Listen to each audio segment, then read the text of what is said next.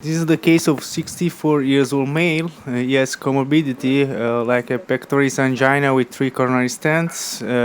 He was treated by radiochemotherapy in 2012 for adenocarcinoma of the GI junction. And in October 2015, were inserted two new coronary stents. And last March, gastroscopy showed a C0 Barrett esophagus and an extrinsic compression of the fundus. Patient is here today for USFNA evaluation. Let me start off by showing you the endoscopic image. I'm using the therapeutic linear scope, so it's suboptimal. But the question was, of course, whether this could be a local recurrence. This is the distal esophagus, which looks absolutely fine with me, perhaps some Barrett left, which is kind of irrelevant. And then if we look at the endoscopic image, you can see, I'm not completely retroflexing with this one, of course, but you can see close to the scope, you can see this submucosal bulge, basically. And if we then go to EUS, we have this. Sorry? It's pulsatile. Pulsatile. Well, I think it's because it's close to the heart, to the diaphragm in the heart. On EUS, we see this. And Nice. my first impression when you see this is a GIST, because it's in the stomach. So statistically, it's most likely to be a GIST. But then, if you look closely, we see this. Let me see the pointer.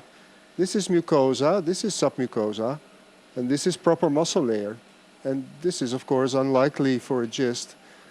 Of course, not impossible, but unlikely to be outside, completely outside. But then if you rotate alongside, you can find, I think in this region, the kind of, let's say, we'll call it the layer of origin, layer of transition here.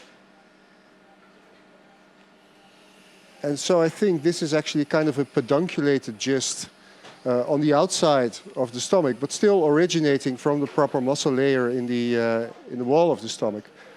Now, if you look at it a little bit more carefully, you can see that this is a but rather heterogeneous lesion. There are no calcifications, but it's heterogeneous. There are hyperechoic, hypoechoic regions. This may be even a little bit cystic. Not particularly large. If we measure it, and I'm hoping that I'm pressing the right buttons. Yes, I am. It's 36 something millimeters by 20, I guess. But to me, the overall appearance and the location makes a GIST very likely. Now the question is, of course, is this enough for a resection? And for that, I think you have to take everything into account. Is this growing? It must have been visible on previous imaging as well. But my suggestion would be to biopsy this, because there's still a 10% chance that this is a leiomyoma. But if it is a leiomyoma, I would still be concerned, given the overall appearance. But for me, if you want to make a diagnosis on this kind of lesion, you need FMB, you need a fine needle biopsy. Agree? Absolutely. I'm here together with Ryan, who's next to me. Yep. Michelle wants to take it out Color Doppler endoscopically. imaging. Color Doppler. Doppler. Doppler, yes, of course. This is the Arietta machine that I'm not very familiar with.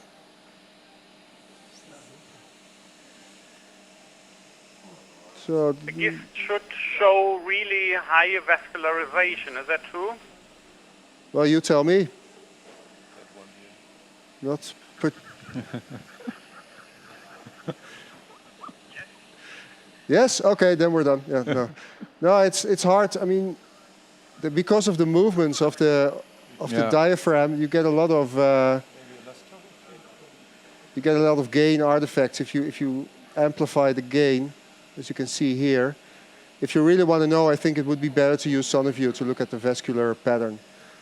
Once again, I'm not sure if that will be of influence because we're going to biopsy this anyway, in my opinion. Anand, you know, when you get these kind of lesions and they have such a heterogeneous appearance, that is really a red flag, don't you think? Yeah. It could be a malignant, like a leiomyosarcoma. Yeah, I mean, just the size and everything and in itself and the heterogeneity is a little bit of a... Yeah. Yeah, exactly. And so, to me, if this is a surgical candidate, we would probably just take it out. The problem is our surgeons always want us to biopsy. Yeah. And I don't understand why. Yeah. Because they have to come out anyway. And you have to understand, too, there is a risk. Like, this could be a pedunculated gist that's folded over on the back of the wall. Yeah. And if you're not careful, you could see the peritoneum with gist if you don't go exactly where it's attached to the wall. Yeah. So there's a little bit of a risk of the SNA as well here. Yeah, you're right. Our surgeons also like to have a diagnosis, especially with regards to the mutational status of the lesion, because they tend to, depending on that, tend to give neoadjuvant treatment, even in cases like this where, I mean, surgical treatment should be Neoadjuvant before relatively easy. Yeah, before surgery. Yeah. Before surgery, wow, even at this size, wow. Yeah. Well, I think that's the image. don't look at me. You know. It's, Surgery here is not possible for this patient. oh, surgery is not possible. No, because he was contraindicated for the esophageal cancer. Yeah, but He received a radio chemotherapy because there's a heart problem on the coronary problem. It was contraindicated for esophageal resection. Yes, esophageal resection is something else than this. This is but relatively easy. We need to know what is it. Huh? I completely agree. We need to know because what it could be a relapse also of this cancer. Right? I don't think so. But you don't think so? I have a nice case. I show this case worldwide. It was a nice image of GIST. Everybody said GIST. And I operate the patient. It was an adenocarcinoma. We're full of mucin. You want to do contrast? So of you. Oh, Yeah. okay. Since we did not see any vessels using color Doppler imaging, the next step would be to go for microvessels, and contrast ultrasound is the next step. So that's logical. Okay. Let's we'll do it. that. We'll do it. Very nice idea. Thank you. Did you? Okay. So you have the reference image there. I think it's a little bit.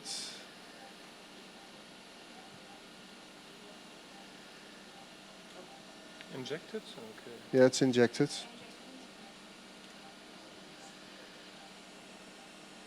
So there are some vessels, as I'm sure you can appreciate, but it's definitely not abundant.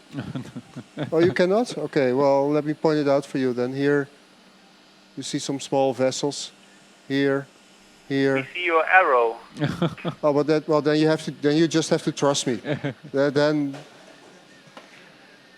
Then I give up. No, I'm sure. Can we adjust the gain of the contrast Yes, we did it. image? But this is not lighting up. No, it's definitely not lighting up. I mean, it's just, you can see it's not cystic. There are some vessels. Can you just give some more gain for the audience But here? it needs the differential diagnosis of GIST and leiomyoma. GIST is highly vascularized. Leiomyoma is highly non-vascularized. Yeah. I still So think we if need to would biopsy have it, the though. choice between the two, I would go for leiomyoma because it has not the Right. real features of GIST so far. Okay, but would And you... the most probably diagnosed at this stage, what is the audience thinking? Yeah, please. It was a question, could it be a malignant lymph node from the audience? It could be, of course. It could be, A but not very lymph likely, node in my would opinion. Would show Could you give me the B mode vessel again? architecture. So I would say no. It's not the location. It's unilocular, and it does not show architecture. Please. Okay. I would like to ask another question. I would like to ask if he has a preference site to put the needle in, or if he's going to put the needle anywhere, or if he has a special attraction for a special site within this lesion? Yeah, It well, was it's a question of the audience where to put the needle. yeah. Well, Do you have basically, any I special suggest aim? inside. Of course, the I answer- prefer the to put answer it is inside the but lesion. where? Yes, I agree with that. Very good. I think in general it doesn't really matter that much, but in this case, like Anand was saying, this may be pedunculated. You may go from the gist through the peritoneum, and you don't want that. So I'm aiming for what I think is the stalk or the layer of transition, layer of origin. This will be in this region. And furthermore, I'd like to avoid necrotic areas, clearly necrotic areas that I don't see in this region, but for example, here or In our experience, here. we go more for the hypoechogenic, more homogeneous part Yeah. instead of the hyperechogenic or the vascular Yeah, that makes part. sense. We don't go for the vascular or for the necrosis or for the hyperechogenic part. We normally go more for the hypoechogenic, homogeneous part, and because normally these lesions are very heterogenic. So, Using a 20 gauge? Yeah, I'm using the 20 gauge no, Procore. normally I would go with a 19 gauge. 19 gauge. Yeah, but I think I would. in my experience, I've Go quite a for lot of 19. experience with this needle. The yield is as good as the 19, and it's much Is there easier anyone to in use. the room who believes that this is a malignant lesion? Please raise your hand. Oh, 50%. More. Okay, so we have two needles. Since there is no neoangiogenesis, there are no real vessels. From my point of view, there is no real, how to say, sign of malignancy in such a in this lesion. I think the KI67 is going to be a little higher. What was the feeling introducing into that Elastic, lesion? elastic. Good one? It was quite elastic. Yeah. So it was somewhat elastic. Yep. Okay, so we Very aspirate, compressible too for a gist, man, 'cause gist wait for a few seconds, and then we. And now it's actually quite soft, very easy. A swallowed plastic toy or what? Sorry, didn't get that. There's too much compression even with the needle. So it sort of seems to be too soft to be a gist. Like it was compressible, you know? It's Yeah. no gist. It is quite The other soft. thing about it, we got to be careful if it's anywhere near in the mediastinum, which not this case, but just as a general rule, Yeah, yeah, don't for want sure. a needle mediastinal cyst by accident. Yeah. No, but I saw. I mean, you may have not have been able to appreciate this in the auditorium, but there were definitely some vessels inside. So I don't think this is truly cystic. At least the majority of the audience also believes that it's malignant, and therefore we need to make a diagnosis. And also you can see when I'm fanning particularly easy. See, I'm up and down, and these hearts, gists, reaction, lesions. inflammatory, neovascularization. Okay, we'll take it out and see what we got.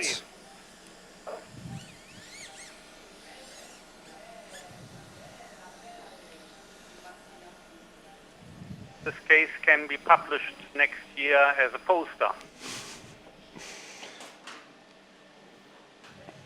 So what I like to do is I like to flush the needle with some of the medium that you're using, Cytolite or formalin or whatever. I think with the stylet, pushing it out with the stylet, there's a risk of fragmentation of the core biopsy if it's there. And if you flush it with saline, you kind of dilute the medium or the formalin. And if that is by too much, then actually you can also influence the quality. Of course, then when you're done, you have to flush the needle again with some saline to clean it. And this is, well, there's actually a huge amount of material inside. Let me show you. I'm shaking up a little bit. Yeah, it's solid, I think, but it could be necrotic. Not very bloody, huh? So we will know No, it's not tomorrow. bloody. It's not bloody. I don't think it's clot. I'm sure there's some blood in there, but What do you think, At Mark? least for the audience, there have been also no vessels, so it cannot be bloody. I don't know. I don't know. Shall we do another pass, or? I don't know. Could be pus, could be. Do you want me to do another go? Or? So it could be just a necrotic collection. I think or necrotic we have enough material here. I think we should have enough material here No, to I make a think it's enough, diagnosis. Yeah. I think it's enough. Okay. Okay, then that's it, I guess. Very nice. Yeah. Thank you very Okay. much. Thank you so much. Thank you. Thank Great you. case, good discussion. Okay.